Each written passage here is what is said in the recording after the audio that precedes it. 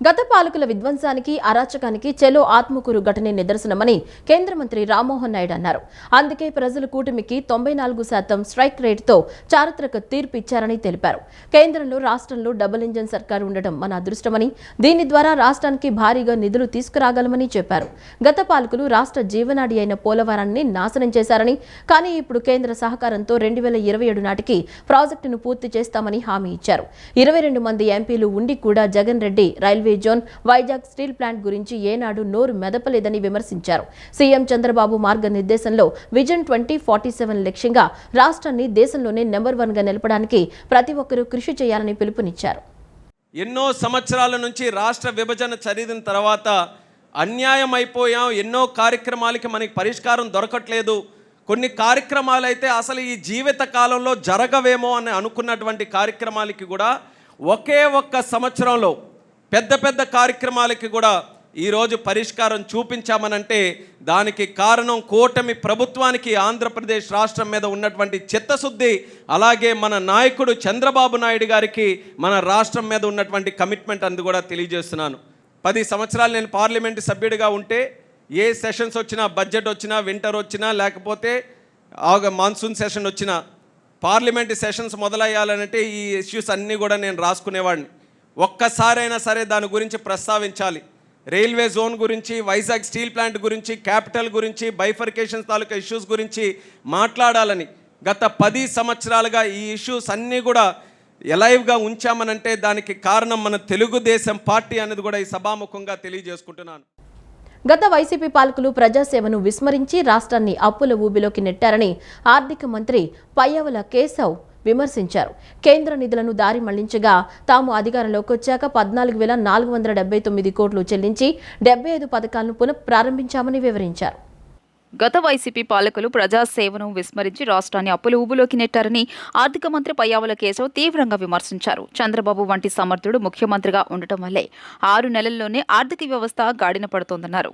గత ప్రభుత్వం దాదాపు 10 లక్షల కోట్ల రూపాయలకు పైగా అప్పులు చేసి 95కు పైగా కేంద్ర పథకాలను నిలిపివేసిందని ఆరోపించారు.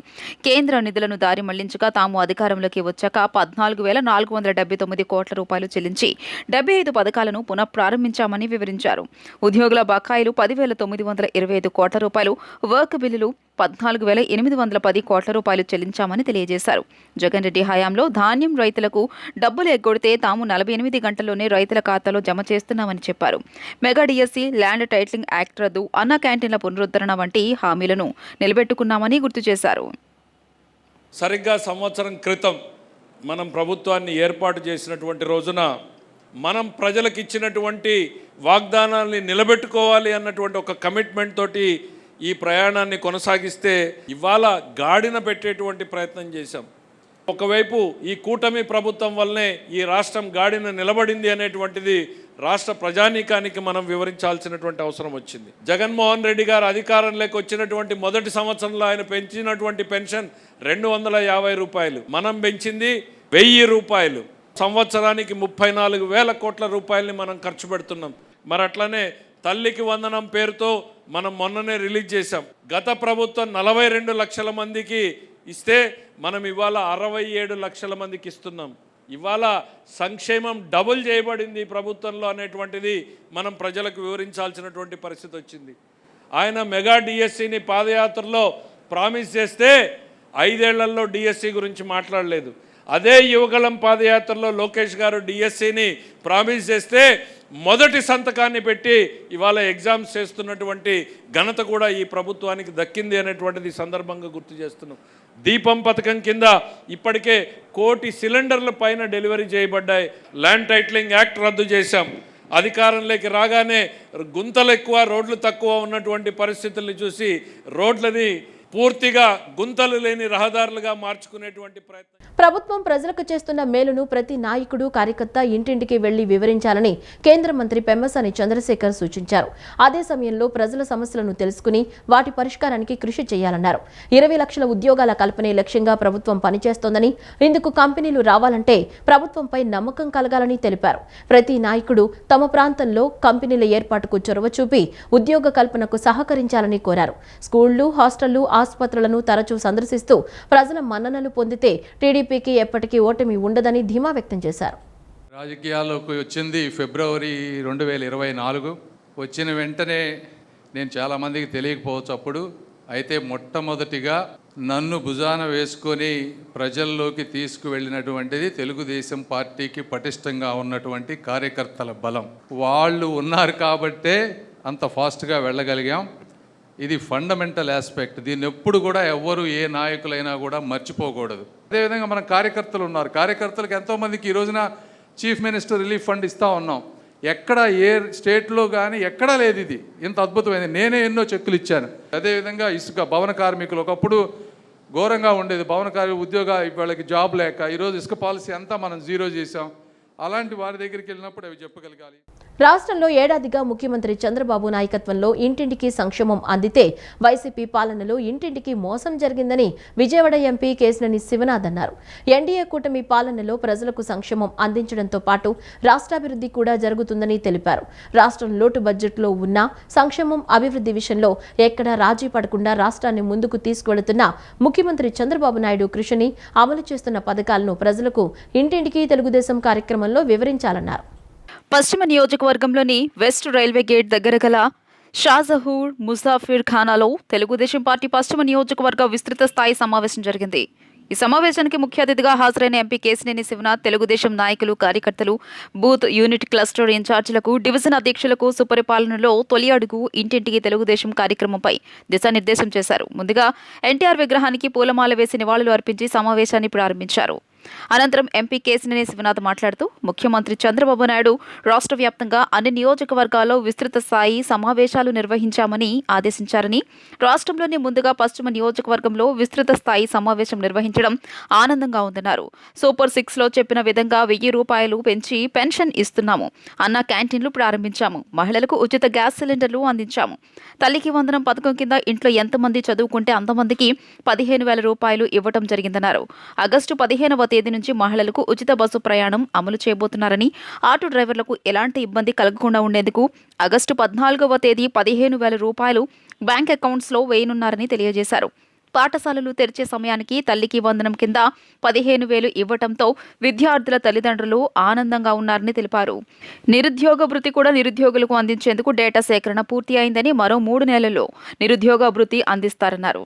కరెక్ట్గా స్కూల్స్ స్టార్ట్ అయ్యే టైంకి స్కూల్ ఫీజులు కట్టే విధంగా అందరికీ కూడా మనం ఈ పథకం ఇచ్చి ప్రతి విద్యార్థికి ఎంతమంది ఉంటే ముగ్గురుంటే ముగ్గురు, నలుగురుంటే నలుగురు, ఐదుగురుంటే ఐదుగురికి ఇచ్చి ఇవాళ రాష్ట్ర ప్రజల కళ్ళలో ఆనందం చూస్తున్నాం. కాబట్టి రేపు మనం రైతు భరోసా 20,000 రూపాయలు ఇస్తానన్నాం. పోయిన ప్రభుత్వం కూడా 20,000 రూపాయలు ఇస్తానని చెప్పి 6,000 రూపాయలు సెంట్రల్ గవర్నమెంట్ దగ్గర తీసుకుని 7,000 రూపాయలు ఇచ్చింది. మనకు కూడా ఇప్పుడు 6,000 సెంట్రల్ గవర్నమెంట్ ఇస్తే 14,000 రూపాయలు ఈ వచ్చే నెల జూలైలో పడబోతున్నాయి. అంటే మనం ఇచ్చిన ఇంకో హామీ కూడా నెరవేరిపోతుంది. ఇక ఆగస్టు 15 నుంచి ప్రతి మహిళకి ఉచిత ప్రయాణం.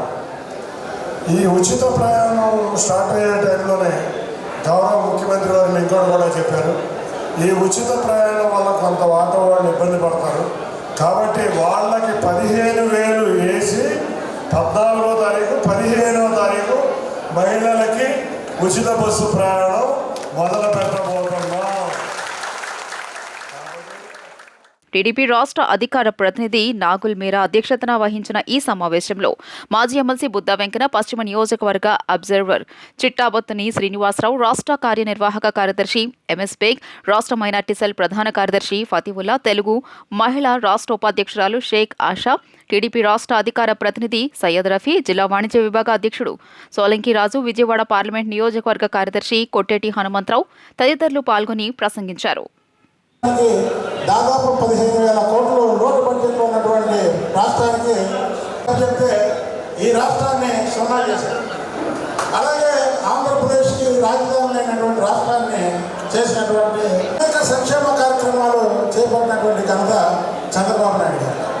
2,000 ఉన్నటువంటి పెన్షన్ని 3,000 చేయడానికి 5 సంవత్సరాలు జగన్మోహన్ రెడ్డికి పడితే 3,000 ఉన్నటువంటి పెన్షన్ని 4,000 చేయడానికి రాష్ట్ర స్థాయి బాడీ బిల్డింగ్ పోటీల్లో విజేతలుగా నిలిచిన జిల్లా బిల్డర్లను పెన్నంలూరు ఎమ్మెల్యే బోడే ప్రసాద్ అభినందించారు.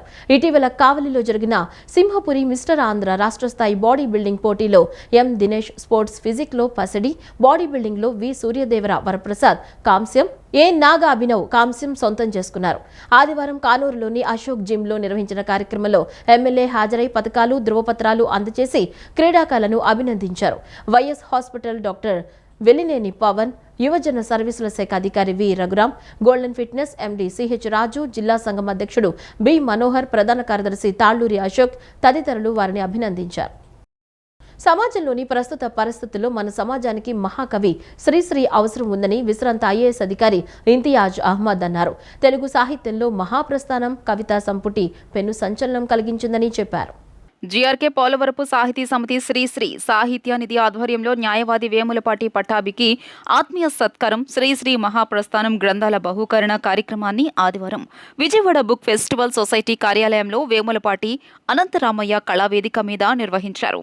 ఇంతియాజ్ మాట్లాడుతూ తెలుగు సాహిత్యంలో మహాప్రస్థానం కవితా సంపుటి పెను సంచలనం కలిగించిందని చెప్పారు. సభకు అధ్యక్షత వహించిన గోళ్ల నారాయణరావు మాట్లాడుతూ శ్రీశ్రీకి అంతరంగిక శిష్యులు కొంతమంది ఉన్నారని, వారిలో వేములపాటి అనంతరామయ్య ఒకరన్నారు. శ్రీశ్రీ సాహిత్య నిధి నిర్వాహకుడు సింగంపల్లి అశోక్ కుమార్ శ్రీశ్రీ సాహిత్యాన్ని అభిమానులకు అందిస్తున్నట్లు తెలిపారు. సింగంపల్లి అశోక్ కుమార్ శ్రీశ్రీ సాహిత్యపు విలువలు అంశంగా ప్రసంగించారు. న్యాయవాది వేములపాటి పట్టాభిని నిర్వాహకులు ఆత్మీయంగా సత్కరించారు. న్యాయవాది మోహన్ రామ్ ప్రసాద్ మహాప్రస్థానం గీతాన్ని, గాయకుడు సుదర్శన్ రాజు శ్రీశ్రీ సినిమా పాటలను ఆలపించారు. గ్రంథాలయానికి శ్రీశ్రీ నిలువెత్తు మహాప్రస్థానం పుస్తకాన్ని అందించారు. నాకు చిన్నప్పుడు నచ్చిన పేరు, నా పెద్ద కూతురు మెడ్రాస్లో పుట్టంగానే ఎవరికి చెప్పకుండా మున్సిపల్ ఆఫీస్కి వెళ్ళి తన పేరు క్రాంతి అని రాసి పడేశాను. సో శ్రీశ్రీ గారు ఆలోచించింది మనసులో పెట్టుకొని నా కూతుర్ని ఇప్పటికీ క్రాంతి అని పిలిచినప్పుడల్లా శ్రీశ్రీ గారే కనిపిస్తారు నాకు. సో శ్రీశ్రీ గారు మాతో కూర్చున్నప్పుడు రకరకాల భావాలు, భాషలు అన్నీ చెప్పుకుంటూ సామాజిక పరిస్థితులు ఏంది అన్నట్టు మా ఇంట్లో ఉండగా ఒకసారి 1971లో ఒక పద్యం కూడా రాశారు ఆయన. ఊగల ఊరికొమ్మ అని చెప్పినట్టు ఆ పద్యం రాసి నెల్లూరు టౌన్ హాల్లో దాన్ని ఫస్ట్ ప్రజెంట్ చేశారు. ఆయన రాసేటప్పుడు నేను ఉన్నాను. పాపం రాసుకునేవాడు, చీఫ్ చేసేవాడు, రాసుకునేవాడు, మంచి హ్యాండ్ రైటింగ్ అని. సో టౌన్ హాల్లో ఆయనే పాడారు. సో ఫస్ట్ టైం ఒక శ్రీశ్రీ గారు తన సొంతంగా తన పద్యాన్ని వెళ్ళిపోయడం అనేది అట్లా భాగ్యం కలిగింది నాకు. సేవాభావంతో సమాజానికి మంచి చేయాలన్న దృఢ సంకల్పంతో doctor Rasik Sanghvi Indian medical అసోసియేషన్కు సోలార్ ఎక్విప్మెంట్ను అందించడం సంతోషకరమని ఇండియన్ మెడికల్ అసోసియేషన్ అధ్యక్షుడు డాక్టర్ బోడేపూడి హనుమయ్య తెలిపారు. డాక్టర్ రసిక్ సంఘవి వంటి వారు దాతలకు ఆదర్శప్రాయమన్నారు. గాంధీనగర్లోని ఇండియన్ మెడికల్ అసోసియేషన్ హాల్లో మాజీ అసోసియేషన్ అధ్యక్షులు డాక్టర్ రసిక్ సంఘవి ఆధ్వర్యంలో అసోసియేషన్ సభ్యులు, జైన్ మార్వాడి ప్రముఖులతో ఆత్మీయ సమావేశం నిర్వహించారు. ఈ సమావేశంలో ఇండియన్ మెడికల్ అసోసియేషన్ అధ్యక్షులు డాక్టర్ బోడేపూడి హనుమయ్య పాల్గొన్నారు. ఈ సందర్భంగా ఆయన మాట్లాడుతూ పెద్ద మనసుతో సోలార్ ఎక్విప్మెంట్ను ఇండియన్ మెడికల్ అసోసియేషన్కు అందించడం సంతోషకరమన్నారు. అసోసియేషన్ తరపున డాక్టర్ రసిక్ సంఘవికి ప్రత్యేక ధన్యవాదాలు తెలియజేశారు. రసిక్ సంఘవి చేస్తున్న సేవా కార్యక్రమాలను ఆదర్శంగా తీసుకుని మరింత మంది దాతలు స్వచ్ఛందంగా ముందుకు వచ్చి సమాజ శ్రేయస్సు కోసం కృషి చేయాలని కోరారు. అనంతరం రసిక్ సంఘవి మాట్లాడుతూ ఇండియన్ మెడికల్ అసోసియేషన్ దేవాలయంతో సమానమని తెలియజేశారు. తన వంతుగా అసోసియేషన్కు సోలార్ ఎక్విప్మెంట్ అందించడం అదృష్టంగా భావిస్తున్నామని చెప్పారు. రాబోయే రోజుల్లో కూడా అసోసియేషన్ అభివృద్ధి కోసం అన్ని విధాలుగా సహకరిస్తానని హామీ ఇచ్చారు. కార్యక్రమంలో భాగంగా రసిక్ సంఘవిని ఘనంగా సన్మానించారు. నన్నే చూసి మిగతా వాళ్ళు కూడా ఇంకా ముందుకు వస్తారు. హనుమయ్య గారు కూడా నేను చెప్తాను, మా కమ్యూనిటీ నుంచి, మార్వాడి కమ్యూనిటీ నుంచి, జైన్ కమ్యూనిటీ నుంచి ఎంతో మంచి కార్యక్రమం ఎక్కడ ఉన్నా కూడా ఏమైతే మేము సహకారం చేస్తాం. మా వాళ్ళు చాలా హృదయపూర్వకం చాలా కాంట్రిబ్యూషన్ చేస్తారు. సో సార్ ఎప్పుడైనా మన ఐఏఎంకి ఎప్పుడు అవసరం వచ్చిందా మమ్మల్ని పిల్లలుండే మేము ముందుగా ఉంటాం. మా సైడ్ నుంచి కరోనా టైంలో కూడా కరోనా హాస్పిటల్ ఫ్రీ పెట్టాం, కోవిడ్ టైంలో చేసాం, వరదలు వచ్చిన జైన్ కమ్యూనిటీ ఇప్పుడు గోశాలలో ఉన్నాయి, అన్నీ నడిపిస్తుంటారు. ఇండియా అంతా మార్వాడీస్, జైన్స్ చాలా దానాలు కూడా ఇస్తారు అండ్ మెడికల్ ఎడ్యుకేషన్ కూడా ఇస్తారు. కాబట్టి మీకు సార్ ఏదైనా మన మెడికల్ క్యాంప్ ఉన్నా, ఏ అవసరం ఉన్నా నేను మా సైడ్ నుంచి హామీ ఇస్తాను. యాజ్ ఏ డాక్టర్గా ప్లస్ యాజ్ ఏ మార్వాడి జైన్గా కూడా మీకు హామీ ఇస్తాను. ఐఏఎంకి ఏ కార్యక్రమం ఉన్నా, ఏది సేవా కార్యక్రమం ఉన్నా ముందుకే ఉంటాం సార్. ధన్యవాదాలు సార్. నాకు ఈ మీడియా మిత్రులు కూడా ధన్యవాదాలు. సంఘవి లాంటి వాళ్ళు వచ్చేసి ఈ విధమైన అటువంటి సర్వీస్ యాక్టివిటీస్ చేస్తుంటే ఐఎంఏ తరఫున మేము సొసైటీకి ఇంకా సర్వీస్ చేస్తాం, ఎన్నో సర్వీస్ యాక్టివిటీస్ చేయగలం. ఇప్పుడు యాజిటీస్గా అయితే మొన్న వరదల రోజుల్లో రోజు మేము ఎక్కడో చోట క్యాంపులు పెట్టుకుంటూ, ఒక చోట కాదు ఎప్పుడు ఎక్కడో చోట క్యాంపులు పెట్టుకుంటూ ఫుడ్ డిస్ట్రిబ్యూషన్ చేస్తూ, యుటెన్షియల్ సప్లై చేస్తూ, బట్టలు ఇస్తూ ఆ విధంగా ఎన్నో చేసాం. ఈవెన్నో ఎవ్రీ 4th సండే ఇక్కడ మెడికల్ క్యాంప్ చేసి ఫ్రీగా మందులు ఇస్తుంటాం మా ఐఎంఏ హాల్లో. అట్లానే medical camps, blood donation camps, తర్వాత ఈ విధమైన క్యాంపులు రెగ్యులర్గా జరుగుతూ ఉంటాయి. ఇదంతా కూడా మా డోనర్స్ సహాయ సహకారాలతోనే. అట్లానే సంఘవి గారు ఇంకా మాకు ఎన్నో సహాయాలు చేసి వాళ్ళ కమ్యూనిటీ ద్వారా ఇంకా చేసేటైతే through IMA we can serve our society. మన మాజీ ఐఎంఏ ప్రెసిడెంట్ రసిక్ సంఘవి గారు అధ్యక్షతన నిన్న వాళ్ళ మదర్ మెమరీలో సోలార్ పవర్ ప్లాంట్ డొనేట్ చేశారు. దీనివల్ల మాకు ఐఎంఏకి ఫైనాన్షియల్గా బెనిఫిట్ ప్లస్ పర్యావరణానికి కూడా ఎన్విరాన్మెంటల్ బెనిఫిట్, చాలా గ్రీన్ హౌస్ గ్యాసెస్ తగ్గిస్తాం. ఆ ద్వారా విజయవాడకు కూడా మనకు పొల్యూషన్ కూడా తగ్గుతుంది. సో మేము అందరం ఎప్పుడు ఆయన చేసే సోషల్ యాక్టివిటీస్కి ఎప్పుడు సపోర్ట్ చేస్తూనే ఉంటాం అండ్ ఆయన ఇంకా చేయాలని కోరుకుంటున్నాం. Thank you.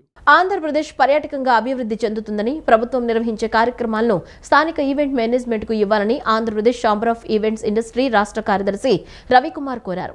ఈవెంట్ ఇండస్ట్రీ ద్వారా ప్రభుత్వానికి ఆదాయం చేకూరుతుందని, కానీ తమను ప్రభుత్వం గుర్తించడం లేదని ఆవేదన వ్యక్తం చేశారు. ఏపీ సిఈఐ నూతన అధ్యక్షులు గుప్తా ఆధ్వర్యంలో తమ సంస్థ మరింత బలోపేతం అవుతుందన్న అభిప్రాయం వ్యక్తం చేశారు. Andhra Pradesh chamber of events industry నూతన కార్యవర్గ ఎన్నిక విజయవాడ లెమన్ ట్రీ హోటల్లో జరిగింది. నూతన అధ్యక్షునిగా గుప్తాను సభ్యులు ఎన్నుకున్నారు. ఈ సందర్భంగా ఏపీసీఈఐ రాష్ట్ర కార్యదర్శి రవికుమార్ మాట్లాడుతూ, వ్యవస్థాపక అధ్యక్షులు జయశంకర్ ఈ ఇండస్ట్రీని ఏర్పాటు చేసి ప్రొఫెషనల్ ఈవెంట్ మేనేజర్లందరినీ ఒక తాటిపైకి తీసుకువచ్చారని చెప్పారు. తద్వారా సంస్థను స్థాపించారని పేర్కొన్నారు. ఈవెంట్ ఇండస్ట్రీకి అనుబంధంగా ఉన్న సంస్థలను సమన్వయం చేసుకుని పెద్ద ఇండస్ట్రీగా తీసుకువచ్చారని చెప్పుకొచ్చారు. ఈవెంట్ ఇండస్ట్రీ ద్వారా ప్రభుత్వానికి ఆదాయం చేకూరుతుందని, కానీ తమను ప్రభుత్వం గుర్తించడం లేదన్నారు. తమను ప్రభుత్వం గుర్తించాలని ప్రభుత్వ పెద్దలను, అధికారులను కలిశామని చెప్పారు. ఆంధ్రప్రదేశ్ పర్యాటకంగా అభివృద్ధి చెందుతుందని అనేక సంస్థలు పెట్టుబడులు పెడుతున్నారని పేర్కొన్నారు. ఆంధ్రప్రదేశ్లోని ఈవెంట్ మేనేజర్లకు అవకాశాలు ఇవ్వాలని ప్రభుత్వాన్ని కోరారు. అనంతరం వ్యవస్థాపక అధ్యక్షులు జయశంకర్ మాట్లాడుతూ 2017లో ఈ సంస్థను ప్రారంభించామని చెప్పారు. ఈవెంట్ మేనేజర్లందరినీ ఏకతాటిపైకి తీసుకువచ్చి ఇండస్ట్రీగా తీర్చిదిద్దామని చెప్పారు. సంస్థ ద్వారా ఈవెంట్ మేనేజ్మెంట్కి వచ్చే సమస్యలను పరిష్కరించుకోవడంతో పాటు పలు సేవా కార్యక్రమాలు చేశామని వెల్లడించారు. అనంతరం నూతన అధ్యక్షులు గుప్తా మాట్లాడుతూ తనకు ఇచ్చిన బాధ్యతను నిర్వర్తిస్తానని చెప్పారు. జాతీయ కాకుండా నేషనల్ కాకుండా ఇంటర్నేషనల్ స్టాండర్డ్స్లో పెరుగుతుంది కాబట్టి ఇక్కడ ఈవెంట్ మేనేజర్స్ ఎమినెంట్ పీపుల్ ఉన్నారు, వాళ్ళకి మంచి అవకాశాలు ఇవ్వండి, we are eligible and eminent people అని చెప్పి వాళ్ళ దృష్టికి తీసుకెళ్ళడం జరిగింది. వాళ్ళు కూడా సానుకూలంగా స్పందించారు. ఇప్పుడు గత 3-4 ఏళ్ళుగా నేను రవిశంకర్ గారి నేతృత్వంలో జయశంకర్ గారి సూచనల మేరకు ఈ ఆర్గనైజేషన్ సక్సెస్ఫుల్గా రన్ చేశాం. ఇక పైన ఈ బాధ్యతల్ని ఈ రోజు నుంచి మా గుప్తా భయ్య నేతృత్వంలో రాష్ట్రంలో, అలాగే మా హరీష్ గారు ఉన్నారు సెక్రటరీ గారు, ఆయన కూడా సెక్రటరీగా ఎలక్ట్ అయ్యారు. వాళ్ళ టీము ఈ రాష్ట్రంలో ఏపీసీఐ ద్వారా మరిన్ని కార్యక్రమాలు చేపట్టి ఈ ఆర్గనైజేషన్ని ఉన్నతమైన స్థాయికి తీసుకెళ్తారని కోరుకుంటూ, ఆశిస్తూ ఈరోజు ఈ కార్యక్రమంకి అటెండ్ అయ్యాం.